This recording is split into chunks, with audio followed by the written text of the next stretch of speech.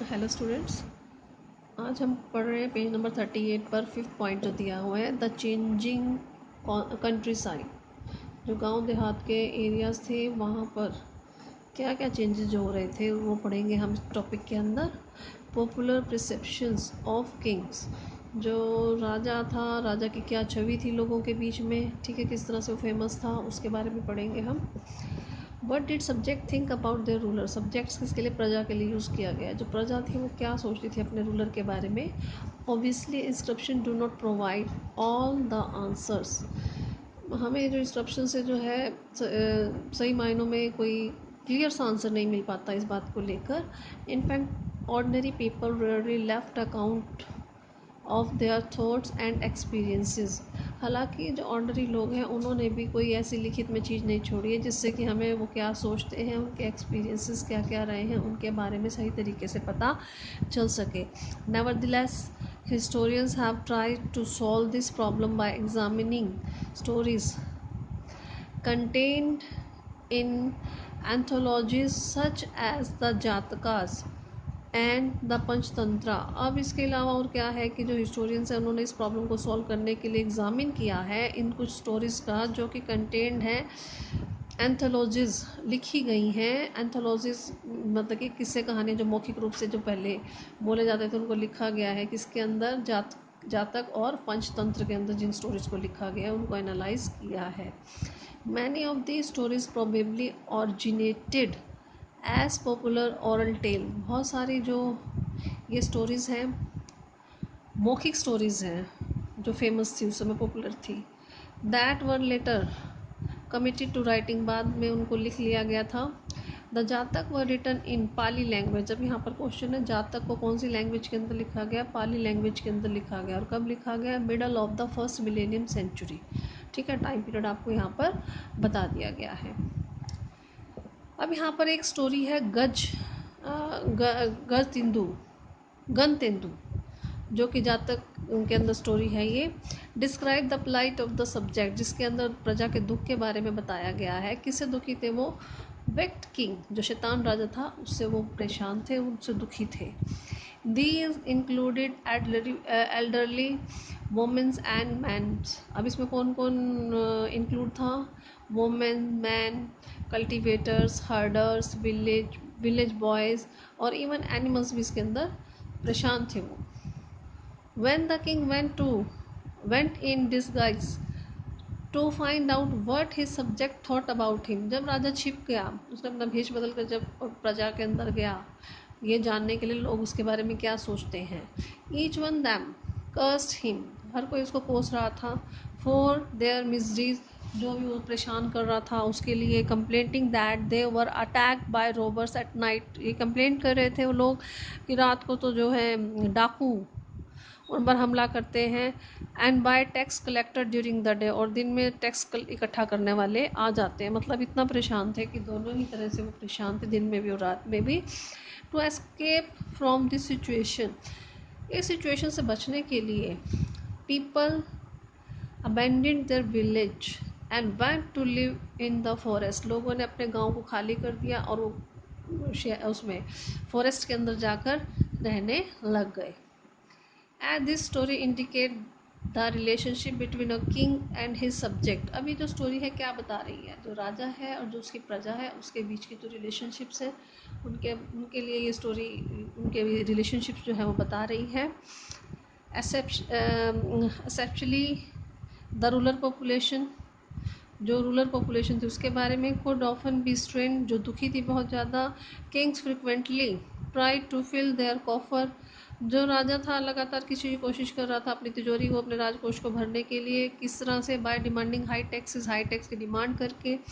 And peasants particularly found such demands oppressive, और लोगों को जो पीजेंट्स होते थे उन्हें ये डिमांड्स क्या लगती थी, दमनकारी लगती थी। Escaping into the forest remain an option, अब उनके लिए अब एक ही ऑप्शन बन चुका था कि अपने आप को फॉरेस्ट में जाके छिपा ले। As reflect in the Jataka story, जैसा कि जातक स्टोरी में पता चलता है। Meanwhile other strategies aimed at increasing production to meet growing demand for the taxes also came to be adopted, हालांकि जो दूसरी स्ट्रेटजी थी वो भी दिखाई दे रही हैं, जैसे कि अब जो हाई टैक्स कर दिया गया था तो उसमें क्या करके कि जो प्रोडक्शन है, प्रोडक्शन को ही बढ़ा दिया जाए, इस पर जिससे क्या होगा, प्रोडक्शन बढ़ेगी तो ज़्यादा टैक्स वो पे कर पाएंगे। इस तरह के एम भी नज़र आए हैं जो लोगों ने उस समय अपनाए थे। अब है आपका 5.2 स्ट्रेटजीज फॉर इंक्रीजिंग प्रोडक्शन। वो स्ट्रेटजीज जिससे कि क्या क्या ऐसी स्ट्रेटजीज अपनाई उन्होंने जिससे कि प्रोडक्शन को उन्होंने बढ़ाया।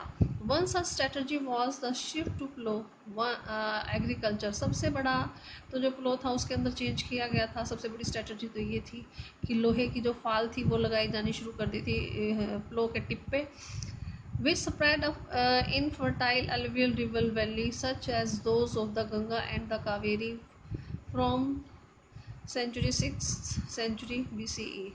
अब जो ये क्या कर रहा था, जो हल था, जो फर्टाइल अलुवियल रिवर जो थी, उसके जो अलुवियल प्लेन था रिवर वैलीज के अंदर जो गंगा और कावेरी का था, 6th सेंचुरी के अंदर इस तरह के लोहे के लगे हुए फाल वाले हल का इस्तेमाल किया जाने लगा था। The iron tipped ploughshare was use in turn the alluvial soil. अब ये जो आयरन टिप वाला जो प्लो था, हल जो था, उसे यूज़ किया जाता था जिससे कि अलुवियल सॉइल को जो है पलटा जा सके, टर्न किया जा सके, हल चलाया जा सके इससे। In areas which had high rainfall, जहाँ पर कि ज़्यादा बारिश होती थी।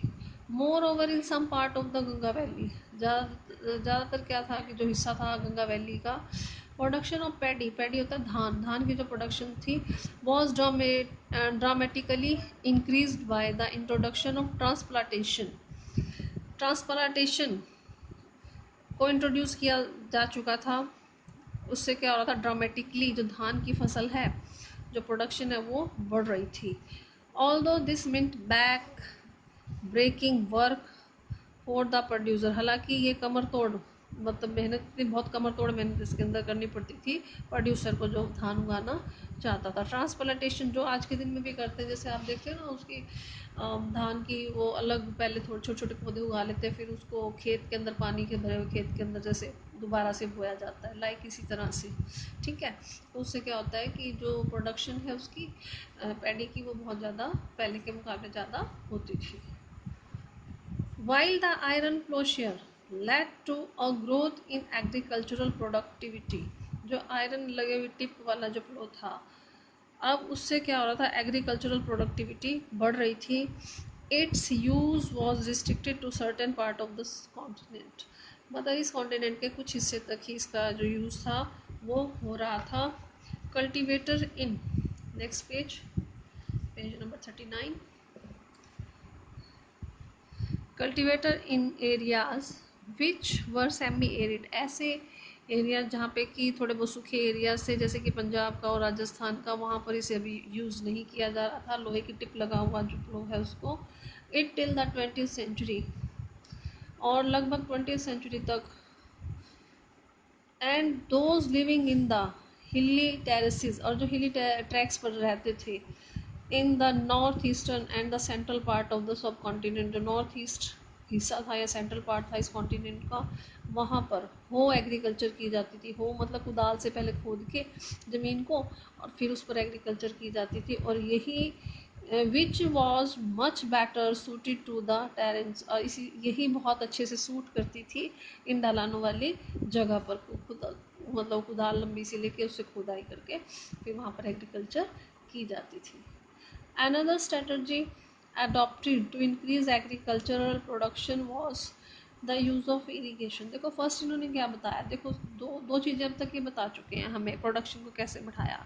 एक तो क्या था, आयरन प्लोशियर, सेकंड क्या था, जो ट्रांसप्लांटेशन पैडी की, ठीक है, और अब तीसरा क्या बता रहे हैं, इरिगेशन। तो तीन मेथड ये जो थे बहुत ही ज़्यादा चेंज कर रहे थे, इनके इम्प्रूव कर रहे थे, जिससे क्या हो रहा था, जो प्रोडक्शन थी वो इंक्रीज हो रही थी। तो क्या था यहाँ पर, another strategy adopted to increase agricultural product was the use of irrigation, जो यूज़ था इरीगेशन का, ठीक है, वो उसकी वजह से भी क्या हो रहा था, एग्रीकल्चरल प्रोडक्शन जो थी वो बढ़ रही थी। Through wells and tanks, tanks और वेल्स के द्वारा जो है अब इरीगेशन की जाने लगी थी। एंड लेस कॉमनली, और थोड़ी बहुत कैनाल से भी की जाती थी, नहरों से भी की जाती थी। Communities as well as individuals, जो कम्युनिटीज़ थी या फिर अकेले भी लोग जो थे वो ऑर्गेनाइज कर रहे थे किस चीज़ के लिए, कंस्ट्रक्शन ऑफ इरिगेशन वर्क, मतलब कंस्ट्रक्शन करवा रहे थे इरिगेशन के काम के लिए, जो भी उनकी कंस्ट्रक्शन होती थी उसको वो करवा रहे थे, मतलब इम्प्रूवमेंट हो रही थी इरिगेशन के अंदर। ठीक है। The latter usually powerful man including king often recorded such activities in inscription, और बाद में जो पावरफुल लोग थे जिसमें कि राजा भी शामिल थे, उन्होंने रिकॉर्ड करनी शुरू कर दी, इस प्रकार की जो एक्टिविटीज़ थी उनको इंस्क्रिप्शंस में रिकॉर्ड करना शुरू कर दिया। तो आज के लिए इतना ही करेंगे, कोई प्रॉब्लम हो तो मुझसे पूछ लेना। Thank you.